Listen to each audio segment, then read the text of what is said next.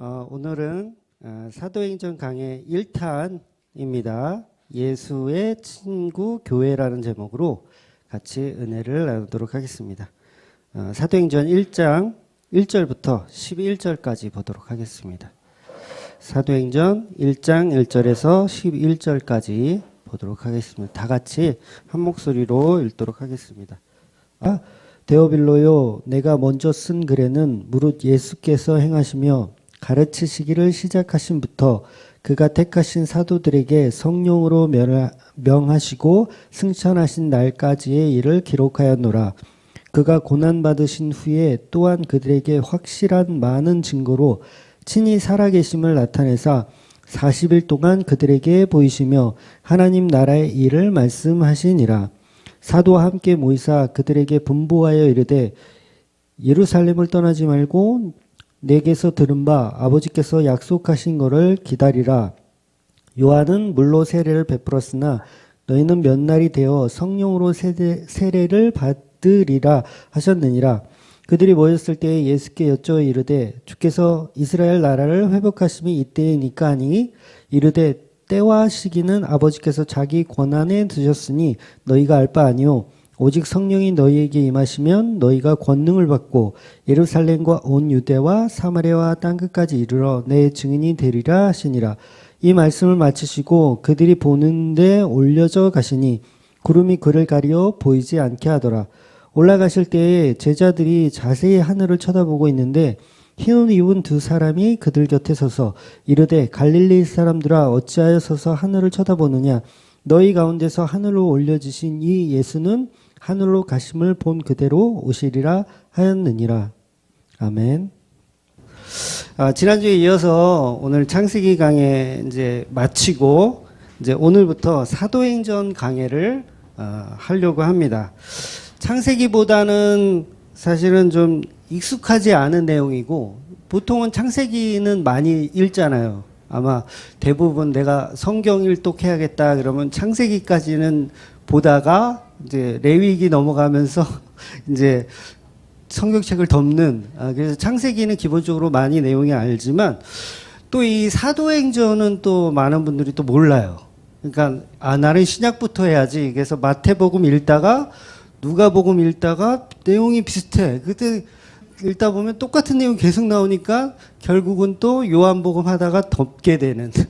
그래서 사도행전을 못 들어가는 경우가 이제 많이 있습니다. 그래서 이 사도행전을 가지고 이제 말씀을 나눌 건데 창세기는 어떻게 보면은 좀 쉬워요. 내용이 쉬워요.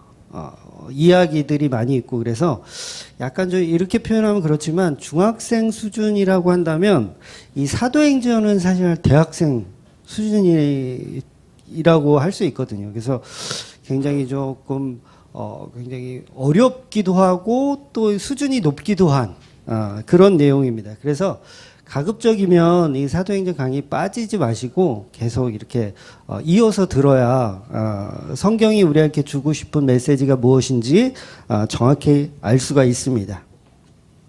그래서 오늘부터는 사도행전을 할 건데 너무 그렇게 또 겁먹지는 마시고 이게 용어 자체가 약간 신약하고 구약하고는 약간 좀 달라요. 그래서 막 어려운 용어들도 많이 나오고 다 이게 외국에서 들어온 번역된 그런 언어들이라 조금 어려울 수는 있지만 제가 가급적이면 이렇게 설명을 다 해드리면서 갈 테니까요. 너무 걱정하지 마시고 그렇게 잘 따라오시면 되겠습니다. 교회를 개척하면서 저희 교회를 어떻게 사람들한테 설명을 할까, 소개를 할까라고 이렇게 고민하다가 제가 교회를 막 개척하고 나서 그 12가지 항목을 만든 게 있어요. 지금도 주보에 나와 있고요. 그 12가지 항목이 주보에도 나와 있고 명함에도 나와 있습니다. 근데 그 항목 중에서 제일 첫 번째 문구가 뭐냐면 첫 번째 문구가 이렇게 써 있어요. 사도행전의 성경적 교회관을 바탕으로 만들어진 개혁주의 신앙을 가진 교회입니다. 이게 첫 번째 문구예요. 그러니까 이거는 중간에 제가 이렇게 뭐 어떤 신학의 어떤 방향성을 잡아가지고 나 이제 이거 해야겠다 이게 아니라 처음부터 개척할 당시부터 사도행전의 성경적 교회관을 바탕으로 한 개혁주의를 해야겠다. 이렇게 시작을 한 거예요. 개척 당시부터. 이제 그게 무슨 말인지 그 당시는 아무도 이제 못 알아들었지만, 아무튼 5년 전서부터 한 거예요. 그러면 이 사도행전을 바탕으로 한 교회관을 무엇이냐, 그거에 대한 설명을 이제 오늘부터 몇 주가 될지는 모르겠어요. 창세기만큼은 안 가더라도 이제 차곡차곡 우리가 보도록 하겠습니다. 그럼 왜 첫 번째 문구로 이 사도행전의 성경적 교회관을 1번으로 찍었냐? 우리 한국 사람은 무조건 1번이 중요하잖아요. 일본이 최고인가 보다. 그래서 사실은 최고여서 1번은 아니었고요. 이렇게 글을 쓰다 보면 운율을 좀 맞추기 위해서 모양새를 좀 맞추려고 제가 1번으로 가장 길어서 내용이 가장 길어서 실제로 명함에 있는 12가지 항목 순서하고 주보에 있는 순서하고 달라요. 다른 거 모르셨죠? 다릅니다. 그 순서가. 그 이유는 운율을 맞추려고 제가 이렇게 한 거예요. 그래서 아무 의미는 없어요. 저는 개인적으로 7번에 들어있는 여기 앞에 써있는 오직 예수 그리스도의 십자가 복음만 전하는 교회. 요거 개인적으로 굉장히 마음에 들거든요. 그래서 어쨌든 가장 중요한 건 아니지만 우리가 꼭 짚고 넘어가야 하는 성경적 교회관을 바탕으로 된 교회. 요거를 이제 사도행전을 통해서 알려드리도록 하겠습니다. 혹시 이제 여러분들이 신앙생활을 하다가 이 목사가 제가 점점 이상해지는 것 같다.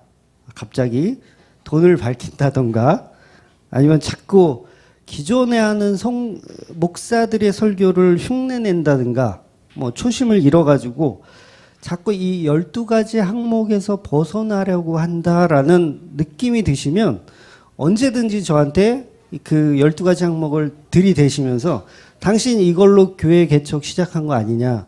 그런데 왜 자꾸 변해가려고 하느냐라고 얘기해 주시면 너무 감사할 것 같아요.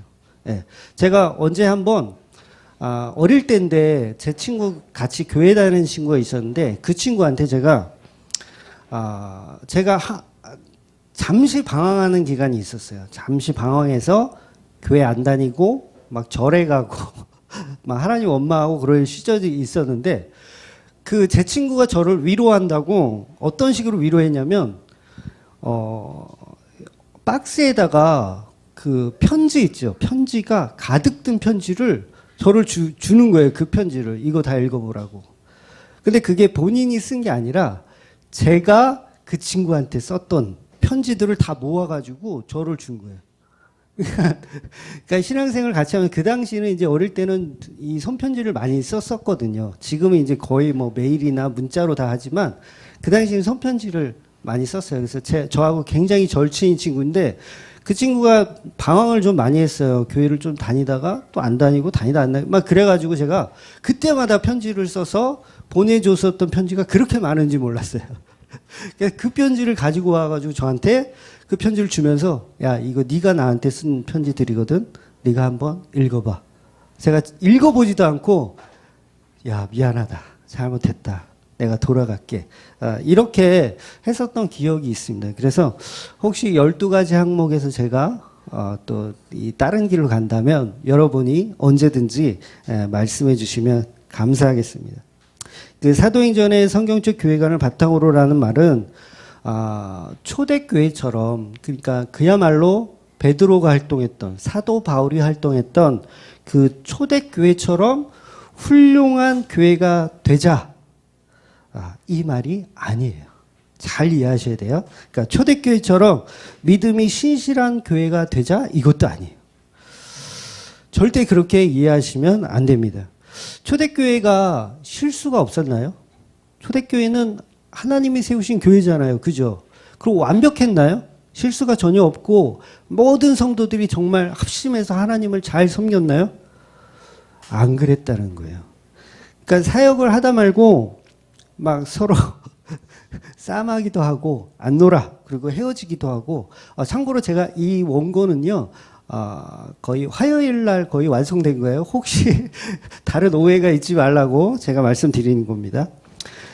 성경에 보면 대마처럼 사역하다 말고 에이씨 나는 세상이 좋아. 나 그냥 세상으로 갈래. 라고 하는 그런 사람도 있었고 그 다음에 바나바와 바울이 서로 싸움하기도 해요. 야 마가를 데려갈 거냐 말 거냐 이러면서 나는 싫어 안 데려가. 난 데려가야 돼. 그러면서 서로 싸움하기도 하고 서로 이렇게 흩어지기도 하고 또 다시 만나기도 하고 막 이런 비일비재한 사건들이 초대교회 안에서도 있었다라는 거예요. 그럼 보세요. 우리가 초대교회처럼 그런 훌륭한 교회가 되자라는 그 말은 잘못된 거죠. 주맘교회가 말하고자 하는 초대교회란 하나님의 절대 주권으로 묶임 바 된 교회를 말하는 거예요. 그러니까 우리가 우리의 어떤 착함으로, 우리의 선행으로, 우리의 이해로 그런 것들로 해서 만들어지는 교회가 아니라 그냥 하나님의 절대 주권으로 만들어진 교회. 그 교회관을 바탕으로 주맘교회가 가자. 그런 의미인 거예요. 그러니까 예수 그리스도가 머리 되시고 예수님의 십자가의 도를 그 성령에 이끄시는 삶을 살아내는 교회. 그런 교회가 되자라는 의미인 거예요. 그러니까 이 사회가 말하는 정직한 교회가 되자, 깨끗한 교회가 되자, 건강한 교회가 되자, 이 얘기가 아니에요. 그러니까 저는 그런 얘기를 하고 싶지도 않고 한 적도 없어요. 저와 여러분이 깨끗하지 않은데 여기 깨끗하신 분 계세요? 네, 그럼 제가 아주 묻혀드릴게요. 아주 더럽게. 깨끗하지 않기 때문에 우리는 건강하고 깨끗한 교회가 될 수가 없습니다. 그러니까 사도행전의 교회관을 바탕으로 된 교회란 그냥 하나님 앞에 죽는 교회가 되자는 거예요. 그러니까 하나님의 목적 안에 우리는 그냥 죽는 교회, 우리의 어떤 모습이 나타나지 않고 그냥 전부 죽는 모습, 그 모습으로 가자는 게 바로 사도행전의 성경적 교회관인 거예요. 그래서 사도행전에 나온 그 교회들은요, 전부 죽어요. 세상에서 돌맞고 세상에서 버림받고 그런 모습으로 가는 거예요. 근데 거기서 우리가 더 훌륭하게 건강하게 그런 모습에 남들이 다 존경받는 교회가 되자 그러면 그건 잘못된 가르침이라는 거죠. 요즘 교회들의 설교에는요 회개에 대한 설교가 없어요. 거의 대형교회 갔는데 회개 설교하는 교회 저는 거의 못 본 것 같아요. 그 설교뿐만 아니라 회개에 대한 설교뿐만 아니라 여러분 치리라는 단어를 아세요? 혹시 치리? 아마 대부분 초신자분들은 치리가 뭐야? 나 이거 처음 듣는데 라고 했을 거예요. 라고 생각하실 거예요. 근데 교회는 반드시 치리라는 게 있습니다. 누군가 잘못을 하면 그 잘못한 거에 대해서 이야기하고 책임을 묻는 게 교회의 치리라고 하는 거예요. 근데 요새 어느 교회에 가서 치리가 있습니까? 없어요. 그러니까 회개에 대해서도 별로 이야기하지 않고 당연히 치리라는 단어조차도 사용하지 않습니다. 왜? 그렇게 하면 그냥 성도들이 다 떠나요. 다른 교회 가버립니다. 에이씨, 내가 여기 말고 내가 성교 교회가 없냐? 그리고 다른 교회 가버립니다. 그래서 교회들이 그런 설교를 할 수가 없는 거예요. 회개에 대해서 설교를 못 하는 거예요. 그냥 하나님은 당신을 사랑하십니다. 하나님이 당신은 품고 계십니다. 이런 설교만 그냥 우리가 하는 모든 행동, 우리가 하는 모든 이야기들, 모든 게 다 하나님 앞에 사실은 죄덩어리들이잖아요. 정말 선한 것이 나옵니까? 우리의 입술을 통해서? 선한 것이 나올 수 없어요. 그래서 우리는 계속 회개하라라는 말을 설교를 통해서 계속 들어야 돼요. 그래서 회개하라라는 말을 들으면서 내가 지금 내 상태가 어떤지를 발견하고 내가 그렇지, 내가 이러면 안 되지라고 자꾸 나를 쳐서 복종하는 모습, 그 모습이 사도행전의 교회 간인 거예요. 그러니까 사람들이 자꾸 이렇게 빠져나가니까 좋은 게 좋은 거지라고 하면서 용서의 하나님, 사랑의 하나님 이런 것만 계속 설교를 하면 결국은 복타령만 하게 되는 거예요. 복타령. 하나님은 축복의 하나님이다라는 설교만 하게 되는 거죠. 솔직히 성도는요, 하나님이 우리를 얼마나 사랑하시는지에 대한 어떤 개념 자체 잘 몰라도 돼요. 여러분 그거 모르셔도 됩니다. 하나님 나를 얼마나 사랑하시나 그거에 대해서 뭐 이렇게 정리하실 필요도 없어요. 전적 타락의 깊이가 어느 정도인지를 알면 그 사랑은 자동적으로 이해되는 거예요. 아, 하나님이 나를 얼마나 사랑하시는지를 내가 자꾸 내 잣대로 확인해 볼 필요가 없어요. 나 축복 얼마나 주시나? 나 건강 얼마나 주시나? 이런 걸로 하나님의 사랑을 잣대를 잡지 말고 나의 전적 타락이 얼마나 깊은지를 알면 하나님의 사랑은 깨닫게 되는 거예요. 그러니까 죄가 죄인 줄을 알면 알수록 하나님의 사랑은 더욱 크게 부각되는 겁니다. 어차피 하나님의 사랑은요, 여러분이 천국에 가면 다 오픈되게 알게 돼요. 그러니까 전혀 그거에 대해서 뭐 이렇게 고민할 필요도 없습니다. 그러나 죄에 대해서는 반드시 우리가 알아야 합니다. 죄에 대해서는 나중이라는 기회가 없기 때문에 그래요. 하나님의 사랑은 나중에 확인하셔도 되지만 죄에 대한 깊이는 나중에 확인할 수가 없어요. 그때는 이제 이미 기회가 없는 겁니다. 죄에 대한 문제는 오직 예수 그리스도의 십자가를 통해서만 해결받을 수 있기 때문에 나중이란 개념이 없어요. 그러니까 여러분이 이 땅에서 회개 설교, 이 전적 타락의 설교들을 많이 들을수록 복이 있는 거예요. 그러니까 이 땅에서 그걸 배워야 합니다, 여러분이. 지금 시급하게 배워야 하는 건 죄에 대해서 배워야 하는 거예요.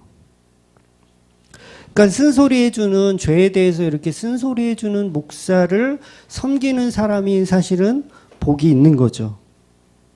우리 목사는 왜 저렇게 맨날 쓴소리만 하고 소리만 질러대나 막 이러면 그 교회는 좋은 교회인 거예요. 잘 가고 있는 교회인 거예요. 하나님 앞에 여러분 다 용서받았습니다. 괜찮습니다. 맨날 이런 성교만 들으면요. 여러분들 큰일 납니다. 정말 큰일 나는 거예요.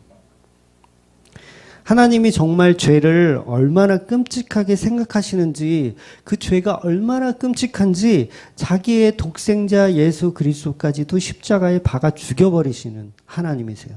그만큼 죄를 싫어하세요. 내 독생자까지도 십자가에 죽일 만큼 나는 죄가 싫어라는 거예요. 그런데 우리는 그 죄에 대해서 관심이 없잖아요. 오직 하나님의 사랑만에 관심 있고 하나님이 주시는 복에만 관심 있지 죄에 대해서는 전혀 관심이 없는 거예요. 우리는 이걸 배워야 합니다. 사도행전을 통해서 그걸 배워 나갈 거예요. 이제 내가 멋진 전도자야, 내가 복음 전파자야, 내가 멋진 사역자야, 양복 입고 넥타이 매고 그런 출근하는 그런 사역자를 사도행전에서는 단 한 번도 언급하지 않습니다.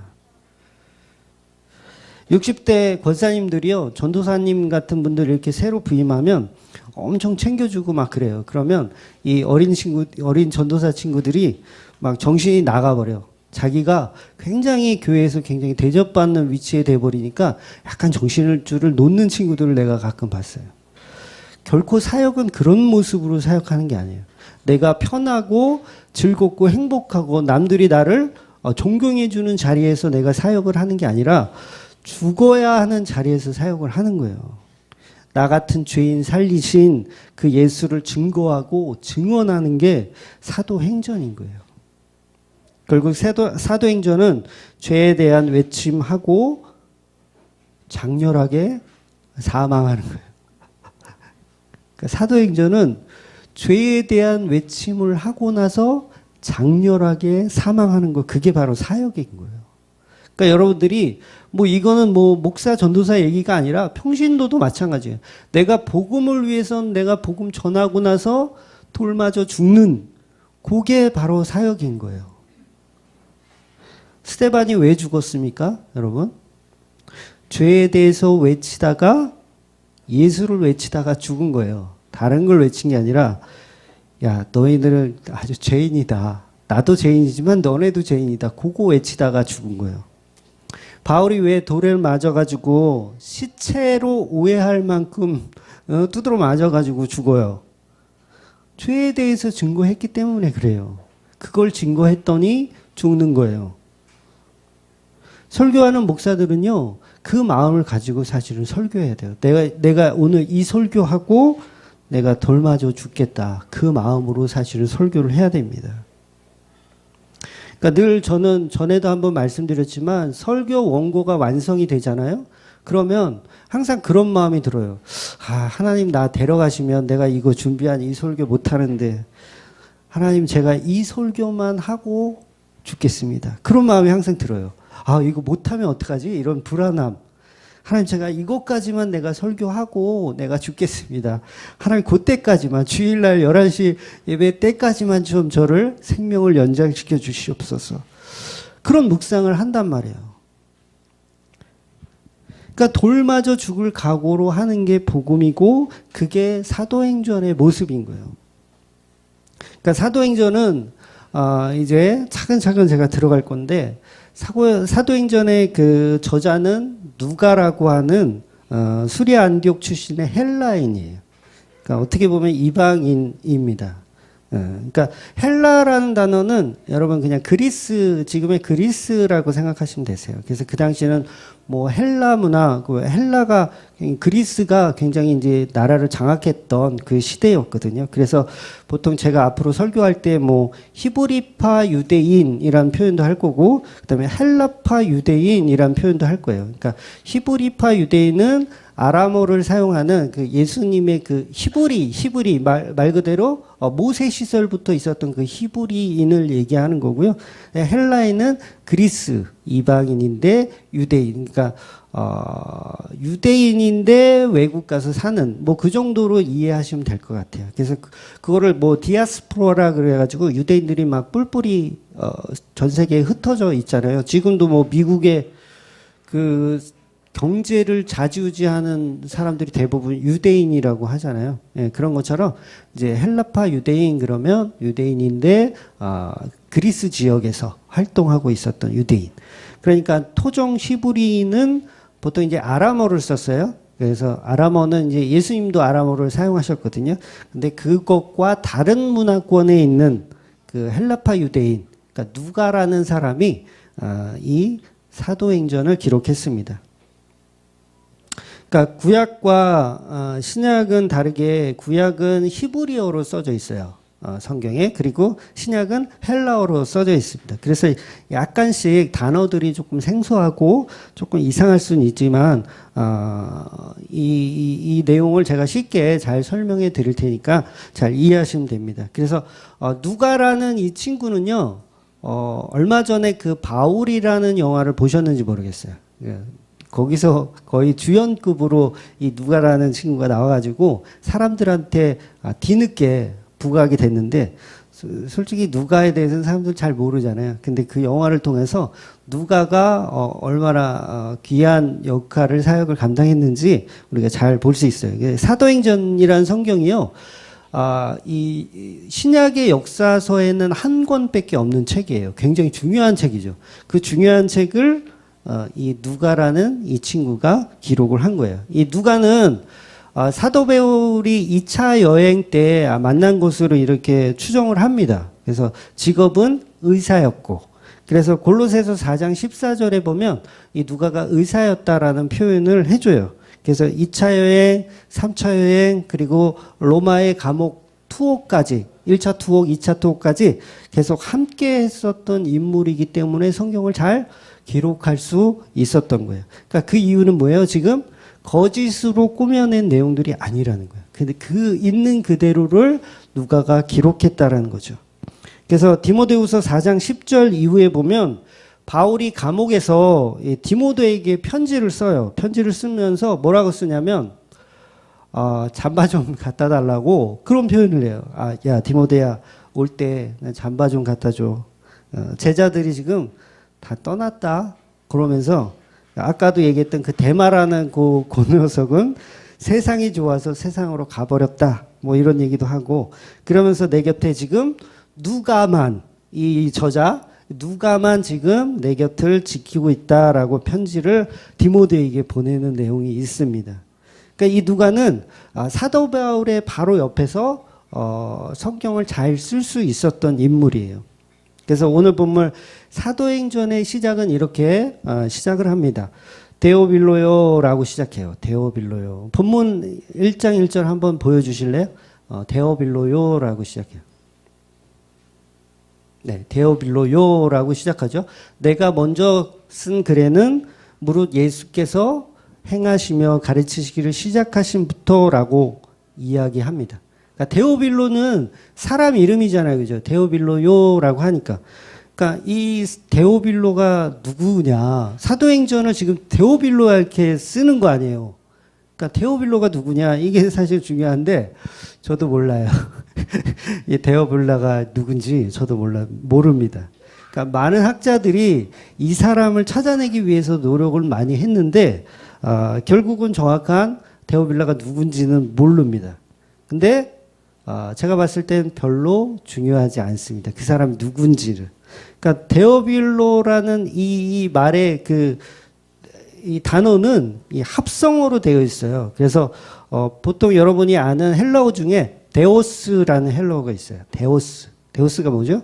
하나님이라는 뜻이에요. 그래서 왜 이 공부할 때, 성경 공부할 때 강사들이 막 하나님 표기할 때 골뱅이 표시 이렇게 하잖아요. 골뱅이 표시. 그게 데오스의 첫 번째 글자가 골뱅이에요. 그래서 데오스라고 할 때 하나님을 지칭하는 거예요. 그리고 그 다음에 나오는 단어가 뭐냐면 이제 우리가 필로스라는 단어가 나오거든요. 그러니까 데오빌로가 데오스와 필로의 합성어예요. 그러니까 필로는 무슨 뜻이냐면 여러분 필레오 들어보셨어요? 필레오. 무슨 단어죠? 우정이라는 거예요. 그래서 예수님께서 베드로한테 네가 나를 아가페 하느냐? 또 네가 나를 필레오 하느냐? 뭐 이렇게 했다고 성경학자들이 얘기하기도 하잖아요. 그랬을 때에 그 필레오에서란 단어에서 파생된 그 단어 필로스. 그러니까 이 두 단어가 합쳐진 거예요. 그러니까 결과적으로 무슨 내용이 되는 거예요? 이 데오빌로라는 단어는 하나님의 친구라는 뜻이에요. 그러니까 하나님이 사랑하는 자, 하나님이 축복하는 자, 뭐 그런 의미가 있는 거예요. 그러니까 하나님과 뗄래야 뗄 수 없는 관계가 있는 자요라고 그들한테 편지를 보낸 거예요. 그들이 누구예요? 그러면 결과적으로 보면 저와 여러분들인 거예요. 그러니까 그 데오빌로가 누군지 찾으려고 막 노력할 필요가 없어. 그러니까 이 사도행전은 저와 여러분들에게 쓴 편지입니다. 그러니까 물론 이 데오빌로는 누가복음 1장 3절에 보면 각하라는 표현을 해요. 각하. 그래서 데오빌로가 그 당시에 있었던 어떤 총리라든가 아니면 그런 좀 지위가 높은 사람 중에 한 사람일 거라고 이렇게 그냥 추정을 그렇게 할 뿐입니다.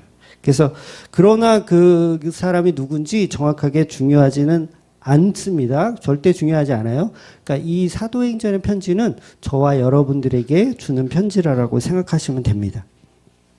그래서 저는 개인적으로 이 데오빌로가 누구냐인지를 밝혀지지 않은 이유도 이건 다 이유가 있다고 생각돼요.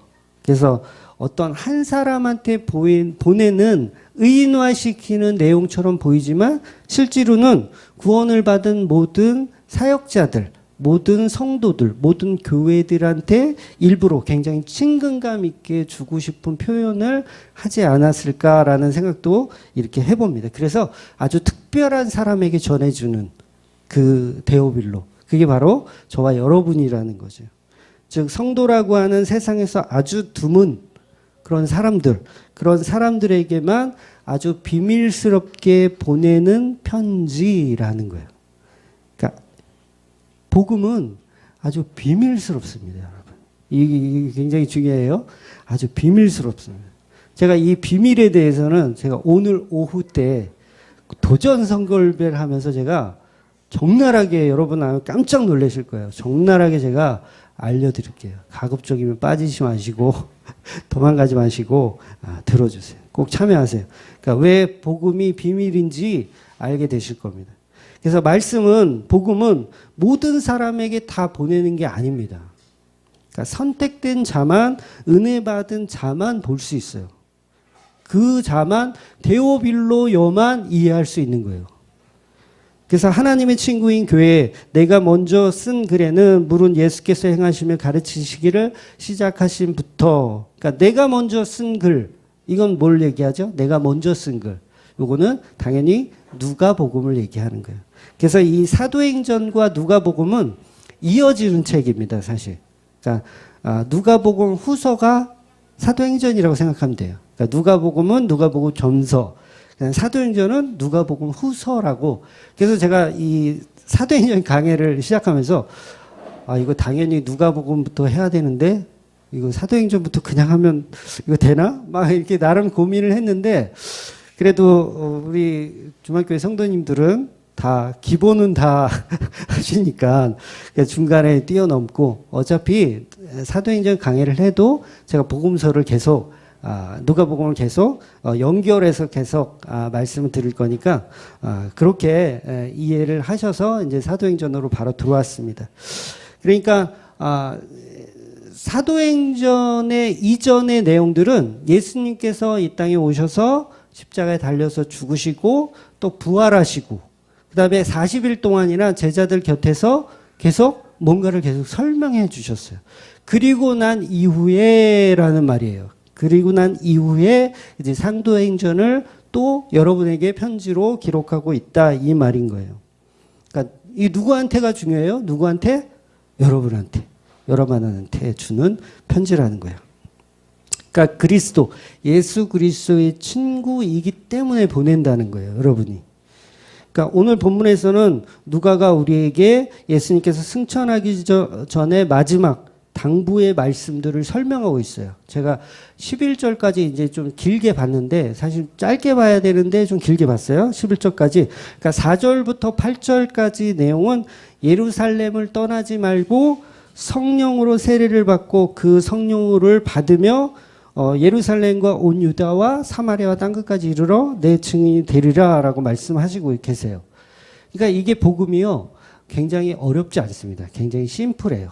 그래서 증인의 삶을 살려는 거예요. 증인. 그러니까 보통 이제 현란한 말솜씨로 어떤 누구를 설득하고 이런 게 아니라 그냥 팩트, 사실을 증거해라, 그 얘기인 거예요. 그러니까 우리 요새 목사님들은 너무 말을 잘해가지고 팩트는 없어지고 점점 변호사, 검사들이 되려고 그래요. 성도를 앉혀놓고 계속 변호하고 또 검사질. 그러니까 계속 뭔가 좀 현란한 말솜씨로 뭔가를 해야 설교를 한 것 같고 막 요렇잖아요. 근데 아니에요. 설교라는 것은 그냥 증인하는 거예요. 증인. 그러니까 강단에 선 설교뿐만 아니라 여러분이 친구에게 전도를 할 때도 어떤 현란한 말솜씨로 그 사람의 생각과 사고를 내가 바꿔야겠다, 이게 아니라 그냥 팩트를, 증거를 얘기하면 되는 겁니다. 그래서 설교한다고 막 예수 말고 다른 이야기를 막 하다 보면 어떻게 해요? 점점 이 설교가 삼천포로 빠지고 결국은 너무 장황해지고 결국은 쓰레기가 되는 거예요. 그러니까 예수만 말해야 되는데 자꾸 뭔가를 자꾸 덧붙이다 보면 할 게 없어지는 거죠. 우리 조 목사님이 굉장히 그 귀한 고백을 저한테 해주셨는데 그런 말씀 하시더라고. 그러니까 설교를 준비하면서 예수를 증거해야 되잖아요. 그래서 어떤 본문을 잡고 거기서 예수를 찾아내서 설명하다 보니까 할 게 없다. 그러시는 거예요. 목사님 할 게 없어요. 이게 자꾸 살을 붙이다 보면 자꾸 이게 내가 이게 쓰다 보더라도 왜 내가 자꾸 딴 길로 가고 있지라는 이 자각을 자꾸 하신대요. 그래서 그러다 보니까 자꾸 쓸 말이 없어진다는 거예요. 그런 고민을 조 목사님 저한테 하신 적이 있는데 제가 그랬죠. 그게 맞습니다. 그렇게 가는 게 최대로 가고 계신 거예요. 그러니까 어쩐 세상에 있는 어떤 문화를 가지고 철학을 가지고 끌어다가 설교를 만들어 봐야 전부 사실은 쓰레기인 거예요. 그러니까 한마디를 하더라도 예수 그리스도를 바르게 전하면 그 설교가 정말 대단한 설교고 잘하는 설교가 맞습니다. 그러니까 자꾸 뭔가를 이렇게 덧붙이다 보면 결국은 맛대가리가 하나도 없어지는 거예요. 그렇잖아요. 무슨 양념 다 넣으면 결국 그 고유의 맛이 흐트러지고 결국은 뭐예요? 꿀꿀이죽 돼버리는 거예요. 그러니까 말씀은 팩트, 사실만을 그냥 여과 없이 이야기하는 거, 그게 정말 멋진 설교고 잘하는 설교인 겁니다. 그런데 보통의 교회들이 사도행전의 설교를 하는 이유들이 뭐냐면, 우리 교회도 초대교회처럼 열심히 기도하고 성령 받고 목숨 걸고 전도하자, 다 그렇게 설교해요. 그러니까 사도행전을 본문으로 해서 하는 설교 들어보세요. 거의 뭐 90%가 다 그렇게 설교할 거예요. 우리 교회도 초대교회처럼 열심히 기도하고 성령 받고 목숨 걸고 전도하여 베드로처럼 3,000명, 5,000명 교회로 부흥시켜서 하나님께 귀히 쓰임 받는 교회가 되자. 안 그런 교회 아마 없을 거예요. 다 그렇게 설교합니다. 근데 이런 설교가 맞는 것 같잖아요, 여러분. 그치, 맞지. 사도행전에 보면 그렇게 나와 있잖아. 맞지. 근데 안 맞아요. 틀린 얘기입니다. 그래서 목사들이 사도행전 강의를 할 때 주로 앞쪽을 많이 해요. 앞쪽. 1장부터 한 12장까지만 하고 뒤에 가면 또 안 해요. 보통 설교를 안 합니다. 그러니까 사도 바울의 2차 여행, 3차 여행 같은 거는 별로 설교를 안 해요. 그러니까 사도 바울이 핍박받고 고난받고 막 이런 내용은 안 하고 앞에 막 3,000명, 5,000명 막 부흥하고 대박 나는 거. 근데 보세요. 사도행전 계속 읽어보면요. 그 3,000명, 5,000명 회개하고 구원받았는데 다 어디로 갔는지 없어. 다 어디로 갔는지 없고요. 예루살렘 교회가 타락해요. 오히려 타락해서 바울을 죽이려고 아주 지랄들을 떨어요. 그러니까 그게 부흥이냐고요. 절대 그걸 부흥이라고 성경은 말하고 싶지 않은 거예요. 근데 우리는 뭔가 잘못 보고 있는 거죠, 성경을. 그러니까 앞쪽에 있는 어떤, 이제 우리가 계속해서 앞쪽을 보겠지만 그 앞쪽에 있는 내용들도 그런 내용들이 절대 아니라는 거죠. 전부 교회 부흥을 위해 도구로, 교회 부흥을 위한 도구로 성경을 사용하고 있는 거예요. 이거 뭐예요? 이게 죄예요, 죄. 이걸 죄라고 하는 거예요. 그러면서 교회 이 프랭카드 딱 걸려 있잖아요. 사도행전 1장 8절. 너희는 가서 오직 성령이 너희에게 임하시면 너희가 권능을 받고 예루살렘과 온 유다와 사마리아와 땅끝까지 이르러 내 증인이 되리라. 요거 딱 걸어놓고 자 나가 전도해와. 우리 권능 받자. 막 이러잖아요. 근데 죄송하게도 사도행전은 그런 이야기가 아니에요. 절대 그 반대의 이야기를 하고 있어요. 그러니까 사도행전은 이 땅에서 성도라고 하는 저와 여러분이 이 땅에서 어떤 권능을 받고 출세하여 전도왕이 되자 어떤 권능으로 교회가 복을 누리는지에 대한 얘기가 아닙니다. 그 반대의 이야기예요. 그러니까 주님의 친구가 되어 이 반석 위의 집은 집이 되어 어떻게 이 세상에서 맞아 죽는지 반석에 딱 붙어서 맞아 죽는 거예요, 여러분들이. 어떻게 찢겨 죽는지에 대한 얘기가 사도행전의 팩트라고요. 옛날에 저 어릴 때는요, 이 병뚜껑을 가지고, 이 콜라병, 사이다병 이거 가지고 돌에 빻아가지고 그 계급장 놀이라는 걸 했어요. 아무도 호응이, 저만 시골 출신이서 그런지, 그 병뚜껑 가지고 이렇게 차돌 같은 걸로 이렇게 곱게 빻아가지고 쫙 펴요. 그거 가지고 딱지기 치기 하는 거예요. 딱지치기. 그러면 그거 온 동네의 계급장 내가 다 모으겠다. 그래고 항아리에다 모아요, 그걸. 막 모으다가 나중에 이제 구슬 나오고 진짜 그 동그란 딱지, 제대로 된 딱지 이렇게 판매되면서 계급장은 다 쓰레기로 전락했던 기억이 있어요.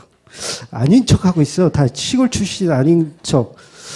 저 어릴 때는 그러고 놀았어요. 그게 최고의 가치인 줄 알고 그렇게 놀았어요. 근데 이 계급장을 이게 빨 때, 병뚜껑을 빨 때, 그냥 흙에다 놓고 빠면은 이게 공격력이 떨어지는 제품이 나와요. 그러니까 항상 돌 위에 판판한 반석 위에다 놓고 잘 빠야 돼요. 곱게. 아주 평평하게. 아무리 쳐도 안 넘어가게 그렇게 만들어야 하는 거예요. 그러니까 사도행전의 교회들은요, 반석이라고 하는 예수 그리스도에 널브러져서 거기서 빠지는 거예요. 완전 평평하게 쭉쭉 펴지는 거예요. 그러니까 내 가치가 아니라 완전 하나님의 가치와 일치되는 모습으로 가야 되는 게 사도행전의 교회들의 모습인 거예요. 저와 여러분들이 예수 그리스도의 친구가 되어 십자가에 어떻게 죽어야 하는지를 그 원리를 설명하고 있는 게 사도행전인 거예요. 그러니까 권능 받고 성공해서 뭐 부자 되자 그런 얘기는 한 줄도 없다고요. 그러니까 교회를 열심히 부흥시킬 필요도 사실은 없는 거예요. 바른 복음이 무엇인지를 아는 게 중요한 거죠. 그걸 가르치는 게 교회여야 하는 거예요. 근데 이런 설교들을 하면 굉장히 실망스럽잖아요. 성도가 왔는데 당신은 반석 위에 널브러져서 죽어야 됩니다. 당신은 예수의 친구이기 때문에 예수님이 걸어가신 십자가를 당신도 져야 합니다. 그 십자가를 지고 당신도 죽어야 합니다. 당신 자아를 내려놓으십시오. 이렇게 설교하면 실망스러운 거예요, 성도가. 그러니까 교인 수가 줄고 점점점 구독자가 줄고 실효요가 늘어나고 막 이런 소리가 들리는 거죠. 근데 할 수 없다는 거예요. 근데 할 수 없어요. 사도행전은 성도가 십자가를 지고 따라가야 하는 이야기를 전개하고 있어요. 그러니까 이게 진정한 기독교입니다. 다른 게 기독교가 아니에요. 다른 건 그냥 다 종교예요, 종교. 우리의 생사화복을 위해서 우상을 만들어 놓고 거기에 위로를 받고 거기에 우리의 감정을 추스리게 하는 그런 종교이지만 기독교는 그게 아니라는 거예요. 우리는 그동안 너무 잘못된 가짜들에 익숙해 있어서 이런 말씀이 잘 이해가 안 되는 겁니다. 성경 속에요, 여러분 영웅이 있습니까? 영웅? 성경 속에 영웅. 모세? 모세가 영웅인가요? 기드온이 영웅인가요? 다윗 영웅일까요? 단 한 줄도 그들이 영웅이라고 성경은 말한 적이 없어요. 말하지도 않아요. 그런데 우리는 수많은 데오빌로가 돼서 그 영웅의 자리에 본인들이 서려고 해요. 아, 나는 하나님이 도와주시는 그런 영웅이다. 스스로가 영웅이 되고 싶어하는 그런 사람들인 거예요. 결국은 선악과를 먹은 자리에 서 있는 거예요, 우리는. 내가 영웅이라고 생각하는 그 순간부터 본인은 선악과를 먹은 상태인 거예요. 그러니까 성경은 당신은 영웅이 아닙니다. 착각하지 마세요. 요걸 설명하고 있다고요. 그 자리는 하나님의 자리이지 당신의 자리가 아닙니다. 이거를 계속 설명하고 있는 거예요. 어렵지 않아요. 엄청 쉬워요. 그 자리 네 자리 아니다라고 계속 이야기하고 있는데 우리는 선악과 먹은 사람들이기 때문에 아, 그 자리는 제 자리입니다. 하나님 잠깐 비켜주세요. 막 그렇게 가는 거죠. 결국 죄가 죄인 줄 모르는 거예요. 그러니까 성경은 계속해서 그거를 폭로시킵니다. 계속 폭로시켜요. 네 자리 아니야. 너 비켜. 그 자리는 하나님의 자리지 네가 차지할 수 있는 자리가 아니야. 막 계속 설명하면 그렇잖아요. 내가 여기서 설교하고 있는데 너 그 자리 아니야. 너 내려놔. 그러면 제가 전에도 말씀드렸죠. 제가 이 설교에 가치를 두지 않는다. 하나님이 당장이라도 하지 말라 그러면 전 안 해요. 그래도 교회는 나올 겁니다. 그게 무슨 말인지 여러분 이해하시잖아요. 그러니까 이 자리는 모든 것이 하나님의 자리이기 때문에 내 가치를 계속 하나님이 폭로시키는 거예요. 너 그 자리 아니야. 네가 내려놔야 할 자리야 라고 폭로시키는 거예요. 그러면 그 얘기를 들으면 우리는 인간이기 때문에 어떤 생각이 들어요? 어떤 생각이 듭니까? 야마가 돌죠. 예. 이거 내 자리인데 야마가 돌아요. 그리고 하나님께 따지고 싶은 거죠. 하나님 왜 내 가치를 인정해 주지 않으시죠? 내가 3,000명, 5,000명 전도한 그런 베드로인데 왜 내 가치를 하나님이 전혀 인정해 주지 않고 나를 십자가에 거꾸로 죽게 내버려 두십니까? 이러면서 막 뭐 베드로가 야마돌았다는 게 아니라 많은 사람들이 그렇잖아요. 그런데 그 끝을 하나님께서는 결국은 십자가에 달려 죽게 만드신다는 거예요. 그러니까 반석 위에 그냥 널브러져서 아주 그냥 두드러 맞는 그런 모양으로 만들어요. 그런데 우리 마음에는 다 영웅이 되고 싶은 마음이 있잖아요. 저 역시도 영웅이 되고 싶은 마음이 있어요. 저 역시도 있습니다. 내가 그래도 바른복음, 개혁주의 이거 내가 성공시켜서 내가 다른 사람들한테 귀감이 되고, 야, 저 양반은 개혁주의인데 성공했어. 라는 그 이야기. 막 구독자 한 100만 명, 구독자 100만 명 구독자 만들어 놓고 유일무이한 목사가 되리라. 막 이런 이 생각. 그런 생각이 제가 없겠어요? 있어요. 하루에도 12번씩 그거를 내려놓고 이 싸움, 저와의 싸움이란 말이에요.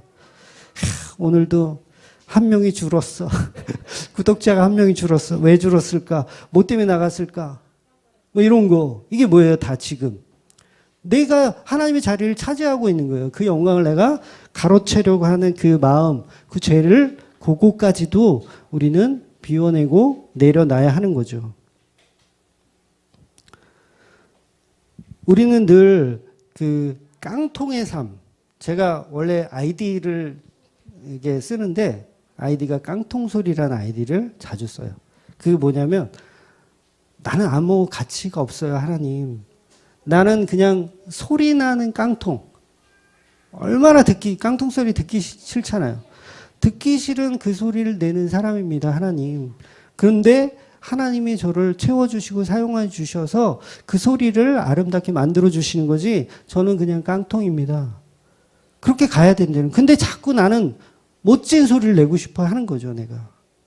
나는 한 1,000만 원짜리 소리를 내야 돼. 이 드럼을 의미하는 거예요. 1,000만 원짜리 소리를 내야 돼. 근데 하나님 보실 때 너는 그냥 깡통인 거예요, 깡통. 그러니까 사도행전을 보면 오히려 반대로 복음을 전하는 사도들이 모습만 보여요. 영웅이 없어요. 사도행전 어디 보세요? 영웅이 있나? 영웅이 없습니다. 그런데 사람들은 그 사도들을 가지고 영웅으로 만들어요. 그러니까 그게 중요한 거예요. 그러니까 목사가 하나 있으면 그 목사가 뭐 설교를 잘하고 뭘 잘하고 그러면 인간들은 어리석어서 그 목사를 또 막 신으로 만들어 추앙해. 그래서 전에도 말씀드렸지만 바나바가 복음 전하는데 막 바나바 보고 그 헬라 사람들이 제우스다. 막 신이 인간의 육신의 몸을 입고 이 땅에 오셨다. 그러면서 바나바를 제우스라 그러고 바울을 헤르메스라고 막 그러면서 야, 신이 이 땅에 오셨다. 이렇게 뭘 하는 거예요? 우상을 만드는 거예요. 그러니까 이방인들이나 하는 우상 숭배를 교회 안에서도 하고 있는 거죠. 그러니까 결국은 이런 행동들이 다 무당 잡교인 거예요. 그러니까 목사들을 절대 우상을 만드시면 안 돼요. 여러분이 저를 죽이고 싶으시면 저를 우상으로 만드세요. 어디 가서 우리 목사님 막 이러시면서 그러시면 저를 죽이는 거예요. 저를 죽이시는 거예요. 그분이 전하는 말씀이 하나님의 귀한 말씀이다라고 전해야지. 우리 목사님 넥타이도 좋고 양복도 좋고 얼마나 멋진지 이러면 그 사람 죽이는 거예요. 그 성도를. 그러니까 우리 목사님 안수하면 병 낫고 모든 문제 해결되고 마치 목사가 그 샤먼의 무당처럼 떠받드는 그런 사람들 없는 것 같죠? 굉장히 많이 있어요. 그러니까 성경 속에 영웅은 없다라는 거죠. 전부 예수를 위해 죽는 교회뿐이지 그런 성도는 없어요. 전부 죽는 얘기밖에 없어요. 사도행전의 모든 내용이 그렇습니다. 그러니까 영웅이 되려고도 하지 말아야 하고 영웅으로 만들려고도 하지 말아야 돼요. 6절을 볼게요. 그들이 모였을 때에 예수께 여쭈어 이르되 주께서 이스라엘 나라를 회복하심이 이때이니까 하니. 제자들이 물어보는 거예요. 언제 하나님의 나라가 이루어집니까? 이 얘기는 뭐죠? 언제 교회가 부흥되고 우리 사업이 번창하고 자식이 잘 되고 그놈의 축복은 도대체 언제 받는 겁니까? 이거 물어보는 거예요. 제자들이 지금. 아직도 정신 못 차리고 있는 거예요. 그러니까 이거 가지고 무슨 재림의 시간이 언제나 지금 이 본문의 이 상황은요. 이 제자들이 예수님 언제 재림하십니까? 요거 물어본 거 아니에요. 그거 다 그 목사들이 다 왜곡시켜 놓은 거예요. 그걸 물어본 게 아니라 우리 언제 이제 잘 먹고 잘 살게 돼요? 언제 우리 로마의 압제에서 해방돼요? 우리 언제 이제 선민 사상의 그 회복이 언제 이루어져요? 그거 물어본 거지. 막 믿음이 좋아가지고 도대체 재림은 언제 하시는 겁니까? 요걸 물어본 게 아니에요. 그러니까 예수님 뭐라 그래요? 이때는 나 몰라. 아버지만 알아. 몰라. 그러니까 신경 꺼. 그 얘기 하시는 거예요. 근데 이거 가지고 무슨 재림의 날짜는 예수님도 모르시고 뭐 그런 얘기를 예수님께서 하신 게 아니라 그런 일은 이루어지지 않을 거야라는 얘기예요. 너희들이 생각하는 그 선민 사상의 구원론, 그러니까 나라가 회복되고 하나님 나라가 이루어지는 이 땅에서 이루어지는 잘 먹고 잘 사는 그런 세상이 오는 거 그런 일들은 일어나지 않을 거란 얘기예요. 그러니까 예수님이 그러잖아요. 뭐 휴거나 재림 이런 얘기가 아니라 너희들이 알 바 아니오라고 얘기하는 거예요. 알 바 아니오. 근데 우리는 교회에서 앉아서 다 그걸 요구하잖아요. 도대체 언제 하나님의 복은 언제 오는 겁니까? 이러고 있잖아요. 그러니까 예수님이 알 바 아니오 그러는 거예요. 아직도 복음을 그런 식으로 우리가 이해하고 있으니 예수님께서 알 바 아니라고 이야기하는 거예요. 근데 우리의 신앙생활은 여전히 그런 거에만 관심이 있죠. 예수님의 관심이 있는 게 아니라 하나님의 나라의 회복. 우리가 이제 좀 고통 그만 받고 이제 잘 먹고 잘 사는 그런 것만 생각하고 예수님께 질문을 한 거예요. 그러니까 예수님이 몰라도 된다라고 얘기하는 거죠.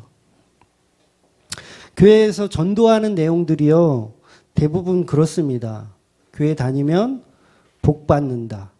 교회 다니면 사업이 잘 되고, 교회 다니면 주식이 오르고, 교회 다니면 집값이 오르고, 교회 다니면 나라가 잘 되고, 전부 이렇게 전도해요. 얼마 전에 제가 다른 교회 주보를 이렇게 봤는데, 역시나 그 교회에도 이런 문구가 있더라고요. 오직 예수님의 복음만 전하는 교회, 이런 문구가 있어요. 참 감사했어요. 그런데 그 밑에 그 광고란을 보니까 광고란에 어떤 내용이 또 있냐면, 무슨 누구 뭐 시험 합격을 위해서 기도해 주시고, 무슨 또 뭘 하기 위해서 기도해 주시고, 이런 내용이 같이 있는 거예요. 그걸 보면서 참 안타깝다라는 생각이 들었어요. 그러니까 결국은 예수님을 지향하는 것 같지만 결국은 나의 가치, 나의 원하는 것을 챙기기 위해서 종교 생활을 또 하고 있는 거예요. 그러니까 이 교회들이 다 그런 모습으로 가고 있다라는 거죠. 진짜 진리를 알지 못하는 거예요, 그건. 진짜 진리를. 그러니까 진리를 아는 척 연기하고 있는 거죠. 연기하고 있는 거죠. 그러니까 예수님께서 관심 꺼라고 얘기하는 거예요. 그거에 대한 좀 관심 좀 꺼. 그 시험 좀 불합격하면 어때? 합격하고 싶으면 열심히 공부를 하든가. 왜 그걸 기도 제목으로 써놓고 있어? 그거에 대한 관심 좀 꺼. 왜 이렇게 못 알아듣는 거야 도대체? 이러고 예수님이 제자들한테 이야기하는 거예요. 그 시간과 날짜는 모른다라고 얘기하는 게 그 얘기인 거예요. 관심 꺼라. 하나님의 나라의 회복, 그거에 관심 꺼. 여러분이 오늘 주일 예배에 제자들이 이야기하는 것처럼 이스라엘의 회복을 위해서나 아니면 여러분들의 삶의 해결을 위해서나 뭐 수고하고 무거운 짐을 내가 여기서 내려놓고 가려고 오신 분이 계시다면 잘못 오신 거예요. 성경은 그런 얘기가 없어요. 잘못 오신 거예요. 이곳은 그럼에도 불구하고 자유를 얻는 곳이에요. 내가 온갖 짐을 다 갖고 와서 이걸 내려놓고 가는 게 아니라 그 짐을 갖고 왔음에도 불구하고 이 짐까지도 하나님의 은혜구나라는 걸 발견하고 가는 게 교회라는 거예요. 절대 그것들을 해결받고 가는 곳이 아닌 거예요. 그러니까 진정한 자유가 있으면 그런 것들이 문제가 되지 않는 거죠. 그러니까 하나님이 하나님의 나라의 회복보다 더 값진 것을 얘기하고 있는 거예요. 예수님은 야, 넌 고작 로마부터 압제에 해방하는 고작 그거 생각하고 있니? 내가 갖고 있는 플랜은 그거보다 더 큰 거야. 더 위대하고 더 대단한 거야. 근데 너네들은 지금 못 알아듣고 있어. 그 얘기 하는 거예요. 그러니까 우리 교회들은 다 못 알아듣고 있는 거예요. 예수님은 계속 더 귀한 것, 더 가치 있는 것을 설명하고 있는데 계속 우리는 못 알아듣는 거죠. 아무리 어린애한테 1,000원짜리, 10,000원짜리 줘도 못 알아듣습니다. 어떤 게 더 가치 있는 건지 절대 몰라요. 일단 크고 좋은 거를 그냥 받죠.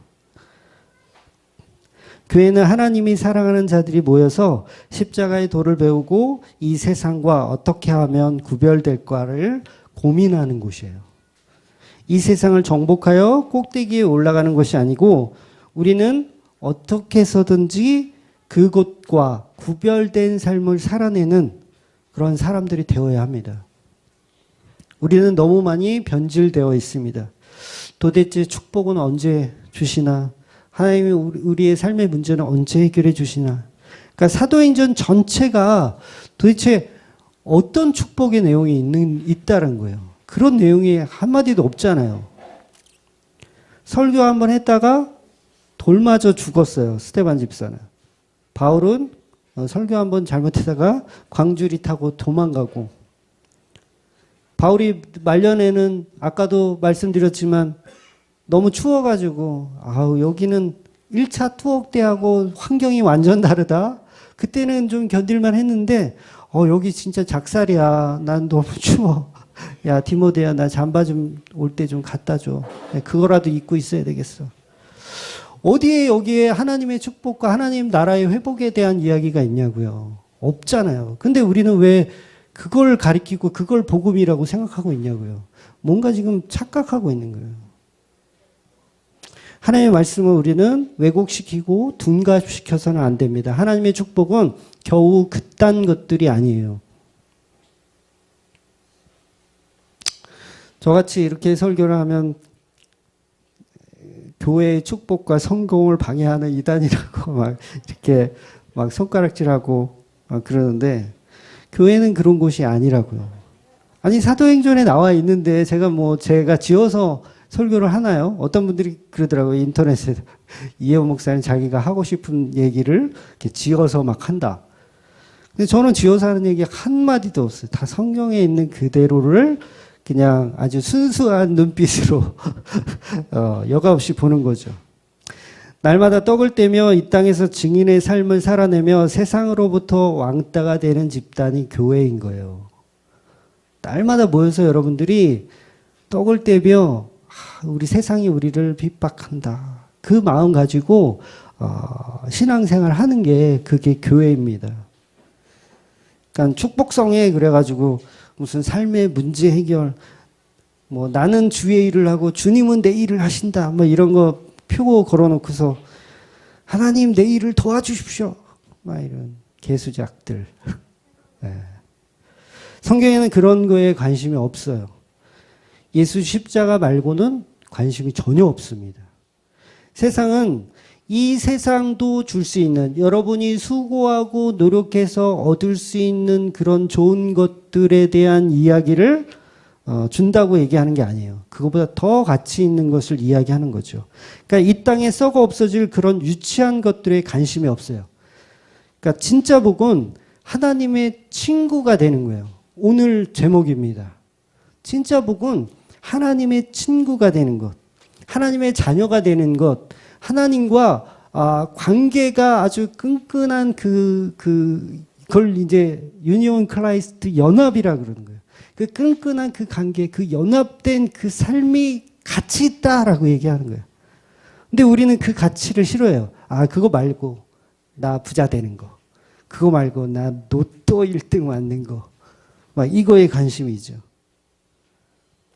그러니까 성경이 말하는 관심에는 한 줄도 생각을 안 하고 전부 자기 자아 쌓기, 여러분의 자아 쌓기 프로젝트만 하고 있는 거예요, 교회에서.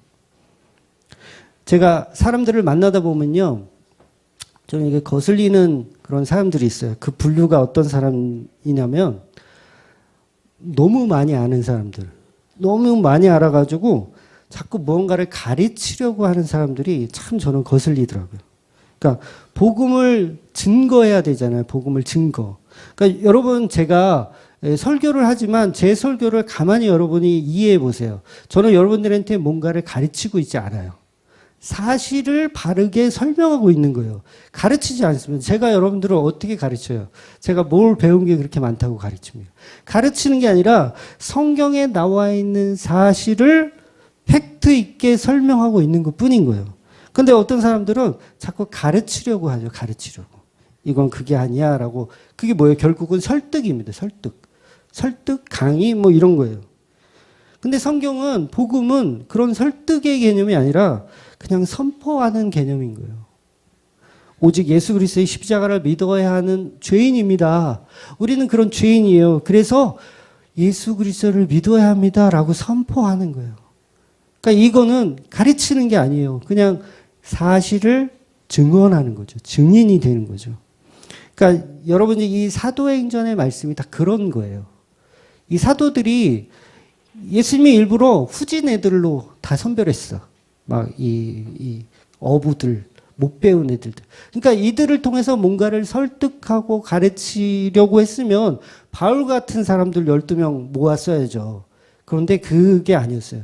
선포이기 때문에 많이 배우든 못 배우든 전혀 상관이 없는 거예요. 선포하는데 내가 사실을 말하는데 그게 무슨 공부 잘하고 뭐 학식이 많고 그게 무슨 상관이에요. 증인이라는 건 내가 보고 들은 대로 그냥 설명하면 되는 거예요. 그래서 일부러 예수님은 어부 출신, 좀 이렇게 좀 사회적으로도 조금 떨어지는 사람들을 일부러 찾아서 세우신 거예요. 그러니까 사도행전은 보통 이제 성령행전이라고도 말하고 예수행전이라고도 말하는데 복음은 결국 우리가 전하는 게 아니라 하나님이 전하시는 거예요. 복음은. 그러니까 우리가 착각하고 있는 거죠. 아, 내가 복음 전했어. 아, 내가 교회 이만큼 부흥시켰어. 다 착각하고 있는 거예요. 부흥도 하나님이 하시는 거고 전도도 사실은 하나님이 하시는 거예요. 성령이 일하셔야 되는 겁니다. 그러니까 하나님이 전지전능한 분이잖아요. 모든 걸 다 할 수 있잖아요. 그럼 그 사람의 생각 바꾸는 게 하나님한테 일도 아니죠. 내가 누군가를 전도하려고 해. 여기 A라는 사람 전도하려고 해. 그래서 내가 막 설득을 준비하고 뭔가를 준비해가지고 딱 가서 막 샤바샤바 하는 것보다 하나님께서 이 사람 마음을 그냥 탁 건드려주셔서 하는 거 전지전능한 하나님이면 더 되잖아요. 그러면 사실 전도자가 필요합니까? 사실 전도자도 필요 없는 거예요. 하나님이 마음만 먹으면 내가 다 마음 다 돌려놓지 뭐. 이렇게 한번 이렇게 선포해버리면 다 마음이 다 돌려줘요. 뭐 지금 1000만 명 예수 믿는다고 하는데 4천만 명 예수 믿는 거는 하나님 입장에서 보면 일도 아닙니다. 그러니까 하나님이 한번 마음 먹으면 다 구원시킬 수 있어요. 그건 일도 아니에요.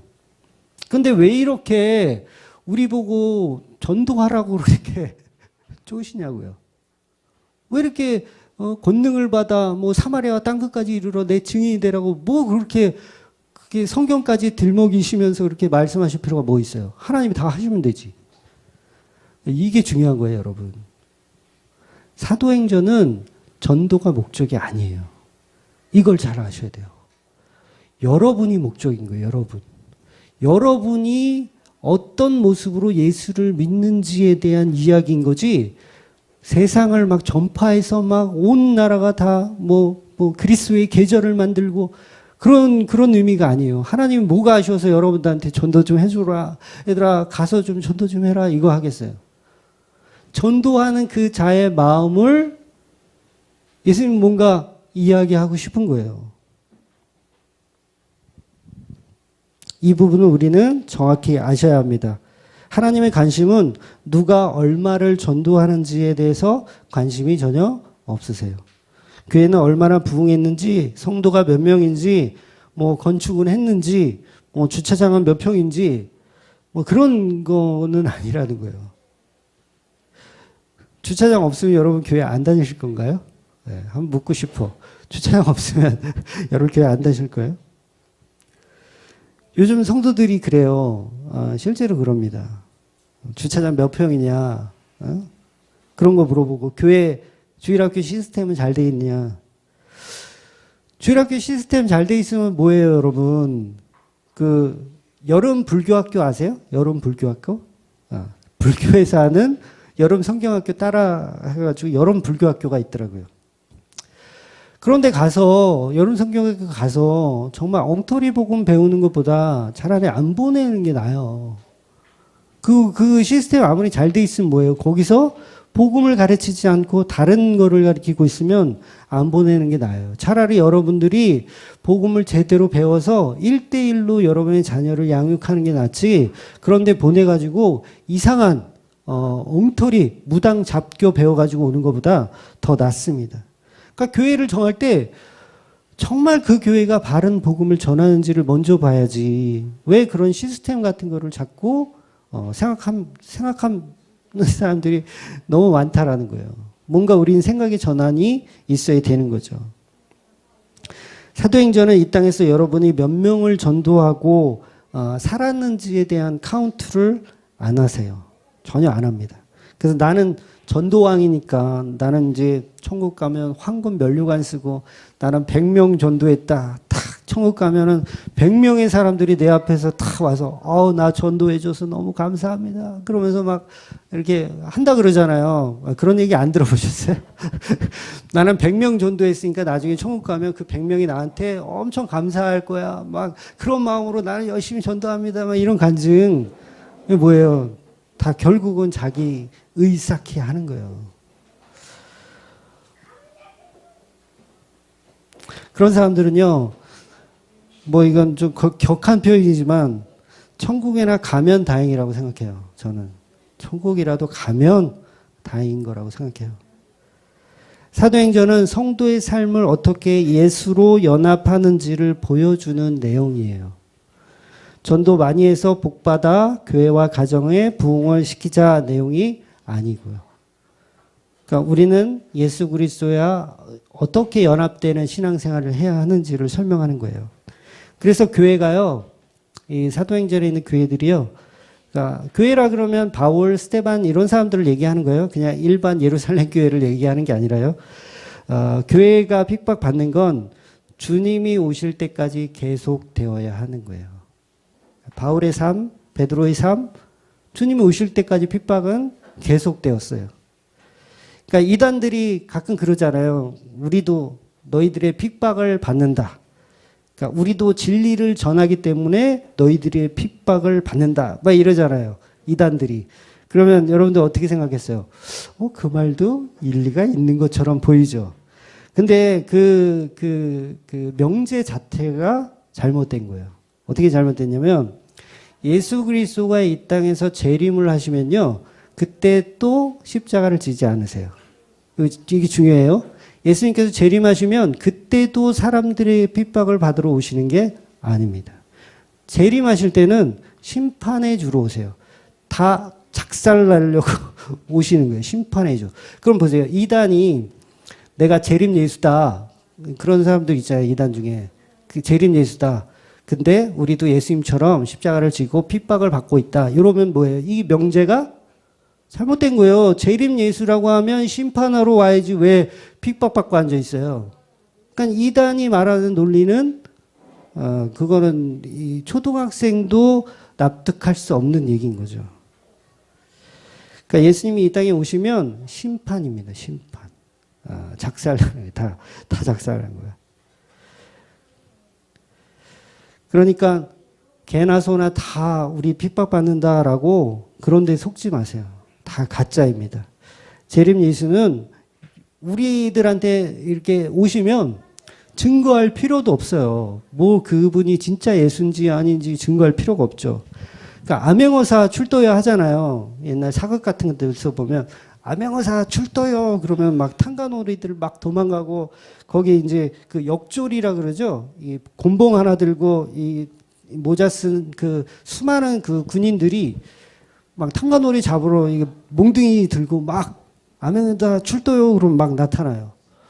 근데 거기다 대고 암행어사 맞아요? 진짜 맞아요? 이런 거를 뭐 물어볼 자시고 할 거 있나요? 그냥 다 보이는데 이제 다 죽었구나. 이렇게 돼야죠. 그러니까 예수님이 재림하시면 심판의 주로 재림하시는 거예요. 근데 재림 예수인데 핍박받는다 그러면 그거는 가짜죠. 사기죠. 결국 사도행전은 바로 여러분과 저가 교회로서 견뎌야 할 내용들을 보여주고 있는 거예요. 견뎌야 할 내용들. 그러니까 예수님이 본문 말씀에 하늘로 승천하세요.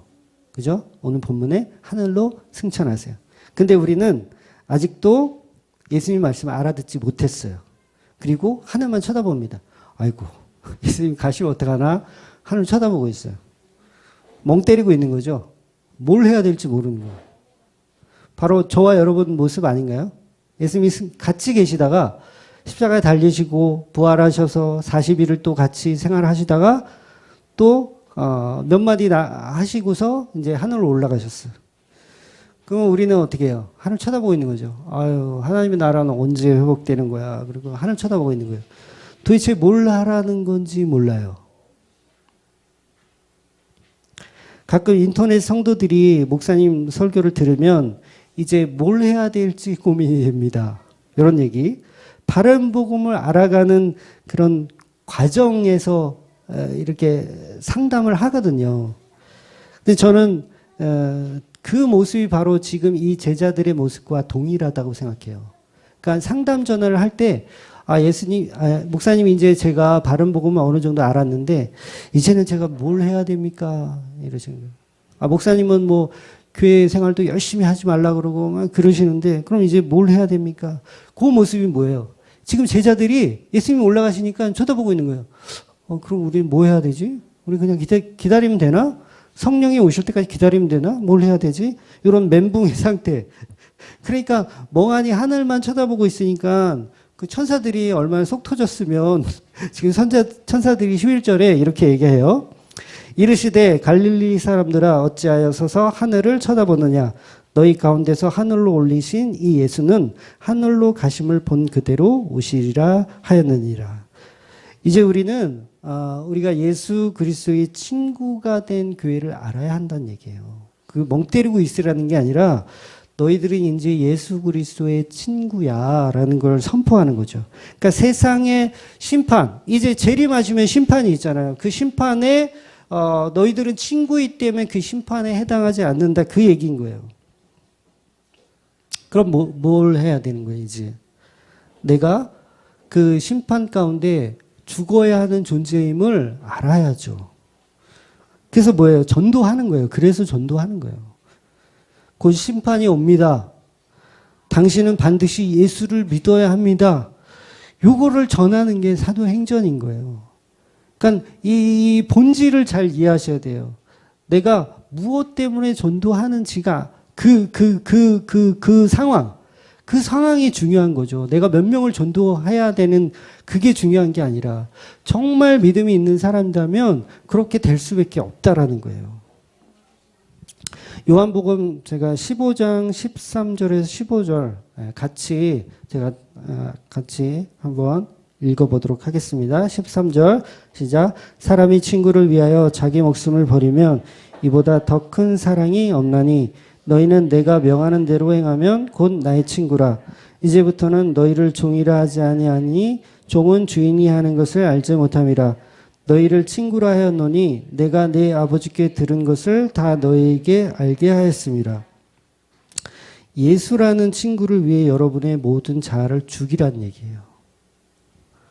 그리고 예수를 전하는 친구가 되라는 거예요.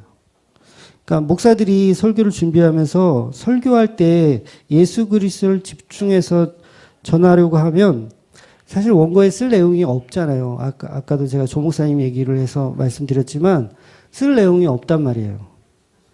그러다 보니까 세상 이야기, 뭐 뉴스 이야기, 건강 이야기, 주변 이야기를 계속 남잡하게 하면 예수가 없어지는 거예요. 그러니까 예수만 전하면 되는 거예요. 그러니까 여러분이 전도하실 때도 예수를 전하시면 돼요.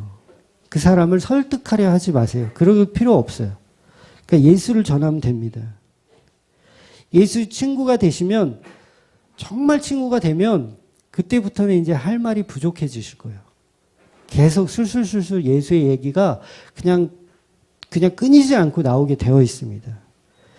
우리도 마찬가지예요. 그러니까 예수의 친구가 되셔야 돼요.